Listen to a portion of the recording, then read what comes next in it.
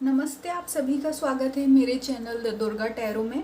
और पहले तो आप सभी का बहुत बहुत धन्यवाद मेरे चैनल को सब्सक्राइब करने के लिए और वीडियोस पे इतने अच्छे अच्छे कमेंट करने के लिए।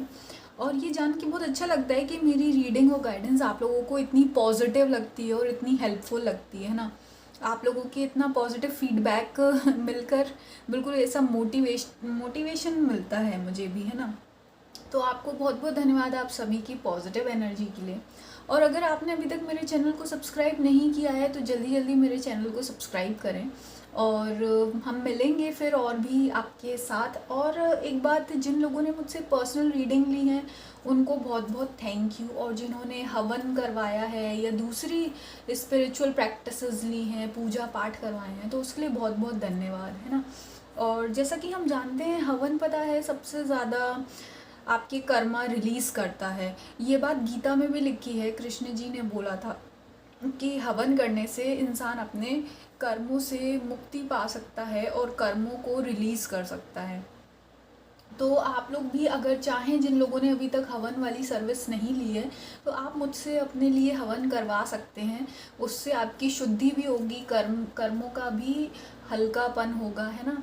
तो इसके लिए आप कांटेक्ट कर सकते हैं मुझे। डिटेल्स डिस्क्रिप्शन बॉक्स में दी गई है, फ़ोन नंबर दिया है, व्हाट्सएप पर आप कांटेक्ट कर सकते हैं। तो आते हैं हम आज की वीडियो पर। तो आज की ये रीडिंग का टॉपिक है कि आपके एंसेस्टर्स का क्या मैसेज है आपके लिए। देखते हैं एंसेस्टर्स का message for YouTube viewers. YouTube viewers के एंसेस्टर्स का क्या मैसेज है? यूट्यूब व्यूअर्स के एंसेस्टर्स का क्या मैसेज है?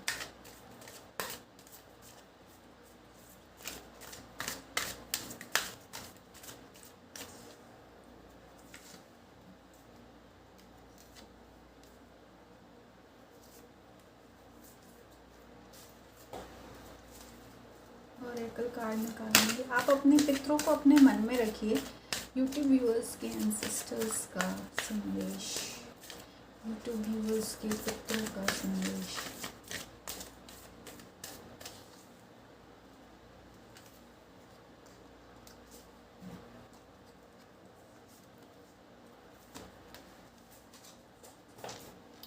तो देखते हैं क्या आए हैं आपके कार्ड। पहला आया है सरेंडर, दूसरा आया है फियर और तीसरा आया है service. Okay, 5 of pentacles, night of wands और 9 ऑफ कप्स। आई होप आपको अपने कार्ड्स दिख रहे होंगे। तो आपके एंसेस्टर्स आपसे ये बोलना चाहते हैं कि आपको इस वक्त कंट्रोल छोड़ने की ज़रूरत है। मतलब आप हो सकता है जो आप व्यूअर्स देख रहे हैं, आप ऐसे इंसान हैं कि आपको हर चीज़ कंट्रोल करना की बहुत आदत है। और मतलब ऐसा लगता है कि हर चीज़ आपके हिसाब से होनी चाहिए, आपको मैनेज करनी चाहिए। और अगर कुछ गड़बड़ हो भी जाए तो आप तुरंत की तुरंत उस गड़बड़ को फिक्स करने में लग जाते हो, ठीक करने में लग जाते हो, है ना। तो आपके एंसेस्टर्स कह रहे हैं कि हर चीज़ आपके हिसाब से नहीं हो सकती और आपको इतना स्ट्रेस और लोड लेने की ज़रूरत नहीं है। हर चीज़ को आपको कंट्रोल करने की ज़रूरत नहीं है। इसलिए आपको क्या करना है, सरेंडर करना है। सरेंडर का मतलब ये होता है कि सारा का सारा कंट्रोल छोड़कर भगवान के आगे नतमस्तक होना, यूनिवर्स के आगे नतमस्तक होना और यूनिवर्स की मर्ज़ी को स्वीकारना, है ना। तो यही आपके एंसेस्टर्स आपसे कहना चाहते हैं कि इस वक्त अगर आप अपनी लाइफ को अच्छे फ्लो में लाना चाहते हैं, अगर ब्लेसिंग्स अपनी लाइफ में मैनिफेस्ट करना चाहते हैं, तो आपको क्या करना है, सरेंडर करने की ज़रूरत है और फेथ रखने की ज़रूरत है भगवान पर, है ना। जिस तरह से एक जहाज़ जाता है पानी में, तो वो क्या, उसको पूरा विश्वास होता है कि उसके अंदर, देखा है ना जो बड़े बड़े शिप्स होते हैं उसमें कितने बड़े बड़े एंकर होते हैं, लोहे के इतने बड़े बड़े एंकर लगे हुए होते हैं। देखो यहाँ भी अपन को एंकर दिख रहा है। तो आपको भी एंसेस्टर्स यही कहना चाहते हैं कि आपको भाई डरने की ज़रूरत ही नहीं है। भगवान आपका एंकर है, भगवान आपकी नाव को थोड़ी ना डूबने देंगे, भगवान किसी की नैया डूबने नहीं देते हैं, हर चीज़ को पार लगा देते हैं, है ना। तो यही आपके एंसेस्टर्स आपसे कह रहे हैं कि आप भगवान में फेथ रखिए कि भगवान आपको ज़रूर हेल्प करेंगे और सही जगह पहुंचाएंगे और आपको कभी भी किसी प्रॉब्लम में अटकने नहीं देंगे। और दूसरी बात ये है कि आप फियर की एनर्जी में ज़्यादा रहते हैं, एनर्जी में। वो इसलिए कि देखिए, अब देखो जो इंसान पता है ज़्यादा कंट्रोल फ्रीक होता है ना, जिसको हर चीज़ कंट्रोल करने की आदत होती है, उसके पीछे कहीं ना कहीं डर होता है। अगर आपका जो बच्चा मन है आपका अंदर से, वो कहीं ना कहीं डर पाले बैठा है। अब जैसे जो लोग थोड़ा सा, जिनका मन डरा हुआ रहता है ना, उनको हर चीज़ कंट्रोल करने का रहता, क्योंकि उनको ये लगता है कि भाई अगर मैंने ये कंट्रोल नहीं किया तो इसका मतलब कि जो मैं चाहता हूँ या चाहती हूँ ये नहीं होगा, उसके अलावा कुछ और हो जाएगा।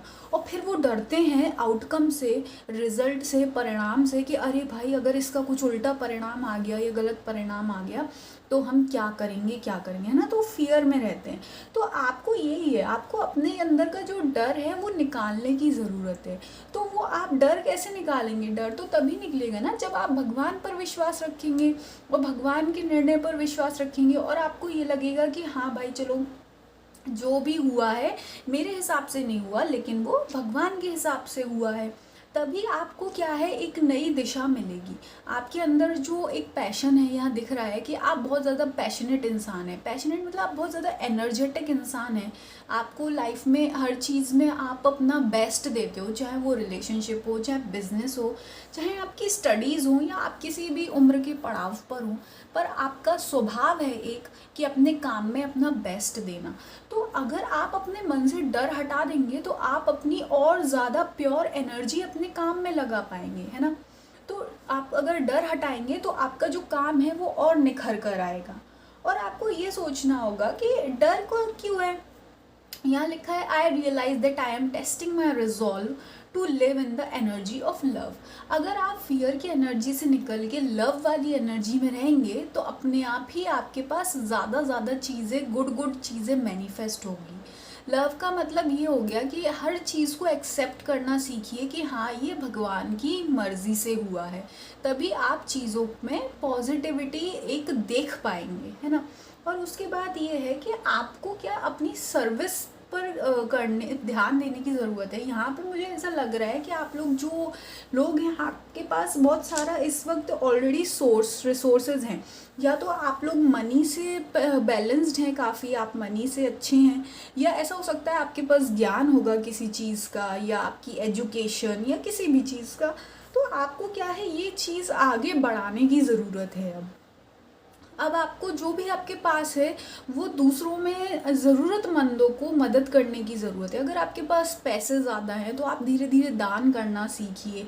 या अगर आपके और पास कोई ऐसे बच्चे हैं गरीब जिनके पास भाई एजुकेशन के लिए पैसे नहीं है, क्योंकि लॉकडाउन की वजह से इस वक्त बहुत से ऐसे बच्चे हैं जिन्होंने अपने माता पिता को खो दिया है। तो ऐसे ज़रूरतमंदों को ढूंढिए और अपने जो रिसोर्सेज हैं, आपके पास जो भगवान ने अबंडेंस दी है, उसको भी बांटना सीखें लोगों में, और पॉजिटिव कर्मा मैनिफेस्ट करें, और अपना जो हैवी कर्मा हो वो रिलीज़ करना सीखिए, है ना। और ये सिर्फ पैसे की बात नहीं हो सकती, हो सकता है आपके पास कुछ ऐसा ज्ञान हो जो आप अगर दूसरों को एज एन एडवाइस यूज़ करें या अगर कुछ करें तो उससे आपका भला होगा। या अगर आप टैलेंटेड हैं तो आप अपना बिजनेस शुरू करिए। फॉर एग्जांपल अगर आप पार्लर अपना शुरू कर सकती हैं, अगर आपके पास मेकअप का टैलेंट है, कुकिंग अपनी क्लासेस स्टार्ट करिए, यूट्यूब चैनल स्टार्ट करिए, या अपनी कोचिंग्स स्टार्ट करिए, है ना। तो यही आपके एंसेस्टर्स कहना चाहते हैं कि आपको क्या करना है। अब अपनी जो भी आपका ज्ञान है, एनर्जी है, वो कहाँ सर्विसेज में लगानी होगी, है ना। तभी आपके साथ आगे जीवन में कुछ एक इंटरेस्टिंग सा रास्ता खुलेगा और आपका जीवन बेहतर बनता जाएगा। तो ये रीडिंग तो बहुत अच्छी आई है आपके एंसेस्टर्स की तरफ से, है ना। एक पॉजिटिव रीडिंग है, एक मोटिवेटिंग रीडिंग है ये, कि हर इंसान को किस तरह से अपने जीवन में आगे बढ़ते रहना चाहिए, और किस तरह से अगर आप फियर हटाएंगे और लव की एनर्जी में रहेंगे तो जीवन कितना आसान और सरल हो जाएगा, है ना। तो बहुत ही अच्छा मैसेज था आपके एंसेस्टर्स की तरफ से। आई होप कि आप इसको फॉलो करेंगे बिल्कुल अच्छे से मान कर। और अगर ये वीडियो अच्छी लगी है तो प्लीज़ लाइक करें, कमेंट करके बताएं कि ये वीडियो आपसे कैसे मैच करी है। और पर्सनल रीडिंग के लिए कांटेक्ट करें, हवन के लिए और दूसरी स्पिरिचुअल सर्विसेज, पूजा पाठ के लिए कांटेक्ट करें। आपका बहुत बहुत धन्यवाद।